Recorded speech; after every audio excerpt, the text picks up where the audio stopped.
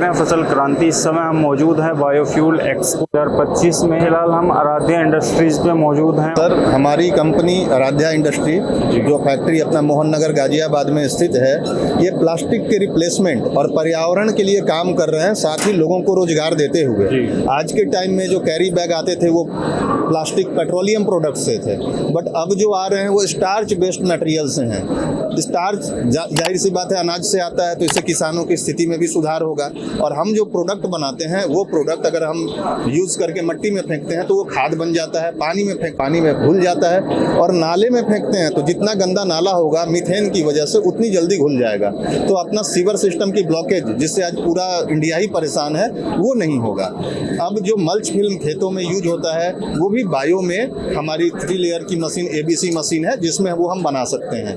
हमारे पास 2 लेयर की भी मशीन है जिसमें हम गार्बेज बैग वगैरह बना सकते हैं। तो इस तरह से ये भारत की जो अर्थव्यवस्था है कृषि की, उसको भी मजबूत कर रही है, लोगों को रोजगार देते हुए। सर, अभी जी मेरा सवाल ये है, जब हम बात करते हैं पहली बात तो किसानों के फायदे की, तो जो रॉ मटेरियल है वो सीधा किसानों से ही खरीदा जाता है। मतलब जो कॉर्न स्टार्च की आप बात कर रहे हैं, तो कहीं ना कहीं उसको किसानों को जो फायदा मिलता है वो किस तरीके से? एक्चुअल में क्या है सर कि स्टार्च अभी तो सबसे ज़्यादा कॉर्न का है, पोटैटो का है, या बाकी चीज़ों पे भी अभी डेवलपमेंट चल रहा है। तो स्टार्च बनाने के लिए तो आपको अनाजों की ही ज़रूरत है, और इसमें 1 ग्रेड A ग्रेड के अनाज की भी ज़रूरत नहीं है। इसमें 2nd या 3rd ग्रेड के अनाज से भी उनका स्टार्च बन जाता है। जब अनाज के रेट बढ़ेंगे तो उनको फायदा होगा। फिर वो जाता है बनाने वाली कंपनी में, जहाँ से वो प्रोसेस्ड होता है, फिर उसमें ऐड करके उसको कैरी बैग के योग्य दाने बनाए जाते हैं। कहीं ना कहीं इसका सीधा फायदा किसानों को मिलता है। तो मेरा सवाल है आपसे, किस तरीके से जो प्रक्रिया होती है, मतलब कि स्टार्च से बायोडिग्रेडेबल प्रोडक्ट बनाने की, वो क्या प्रक्रिया है? जैसे मैं देख पा रहा हूँ हमारे पीछे मशीन काम भी कर रही है अपना। अभी क्या है कि जो हमारे ग्रैनुअल्स है, ये मैं आपको मशीन्स पे दिखाता हूँ। आइए, इस तरह के ग्रैनुअल्स हैं। इसका जो मूल है वो स्टार्च है।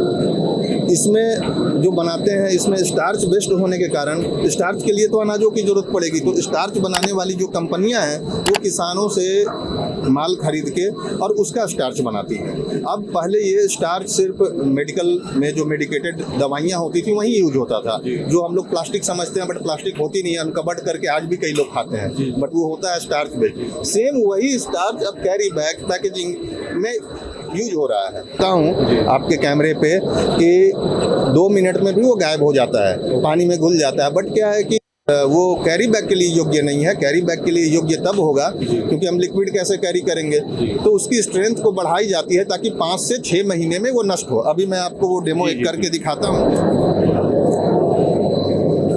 जैसे ये देखिए कि ये जैसे प्लास्टिक है, मैं खींच के भी इसको देख रहा हूँ। आम लोग इसे प्लास्टिक समझेंगे। अभी मैं इसका एक टुकड़ा लिया, अब इसको आपके सामने ग्लास में डालता हूँ, और आप यहाँ पे देखें इसमें, और इस पे मैंने इसमें पानी डाल दिया। अब देखिए इतना मजबूत जो कैरी बैग था ये इसमें घुलना शुरू हो गया है, और ये घुल जाएगा थोड़ी देर में। ठीक इसी तरीके से आपका जो बायो प्रोडक्ट है वो भी नॉर्मल पानी में 5 से 6 महीने में घुल जाता है, और मिट्टी में फेंकेंगे तो वो खाद बन जाएगा। अब ये देखिए पूरे तरीके से घुल चुका है। मतलब हम ये कह सकते हैं कि कहीं ना कहीं पूरे तरीके से ये सुरक्षित है, प्लास्टिक फ्री है, फुल्ली ऑर्गेनिक है। जैसे पेड़ की पत्ती नेचुरल तरीके से मिट्टी में गिरी, मिट्टी बन गई, पानी में गिरी, वो पानी में घुल गई, वही चीज है। इसमें 1% भी प्लास्टिक नहीं है। प्लास्टिक होता तो ये घुलता ही नहीं। तो दर्शकों आप देख सकते हैं अभी इसमें एक पन्नी डालो, फिलहाल वो पूरी तरीके से 2 मिनट से पहले भी वो इसमें घुल चुका है, नष्ट हो चुका है। कहीं ना कहीं ये मतलब कह सकते हैं कि हम पर्यावरण के लिए भी सुरक्षित है, और जो मानव जो ह्यूमन हेल्थ होता है, हम अक्सर बात करते हैं कि मानव शरीर को नुकसान पहुंचाने वाली चीज़ें, तो ये उसके लिए भी पूरी तरीके से सुरक्षित है। सर, मैं थोड़ा सा और चाहूँगा, इसके अलावा जो ये पन्नी तैयार हो रही है, इसका और किन किन चीज़ों में उपयोग होता है? कैरी बैग तो सर हर दुकान पे यूज हो रहा है, कपड़े के दुकान पे, मिठाई के दुकान पे, फल के दुकान पे। इसके अलावा खेतों में जो मल्च फिल्म जाती है उसमें यूज होता है, पैकेजिंग इंडस्ट्री में यूज होता है। आज आप कोई भी टीवी फ्रिज खरीद के लाएं तो उसका कवर प्लास्टिक का होता है, जो अब बायो में होगा या धीरे धीरे मार्केट कन्वर्ट कर रहा है। तो हर जगह पे यूज है सर। बहुत बहुत शुक्रिया अमित जी हमारे साथ जुड़ने के लिए। सर ने बताया, जो हमें जानकारी दी ना, कि किस तरीके से जो किसानों के खेतों से निकलने वाला मक्का है या फिर अनाज है, उससे एक स्टार्च तैयार किया जाता है। उस स्टार्च से कैसे बायोडिग्रेडेबल प्रोडक्ट बनाए जाते हैं, खासकर जो एक कैरी बैग के रूप में या फिर जो दूसरी चीज़ होती है उनके रूप में। इसी तरीके की और भी जानकारी हम आप तक पहुंचाते रहेंगे। देखते रहिए फसल क्रांति। धन्यवाद।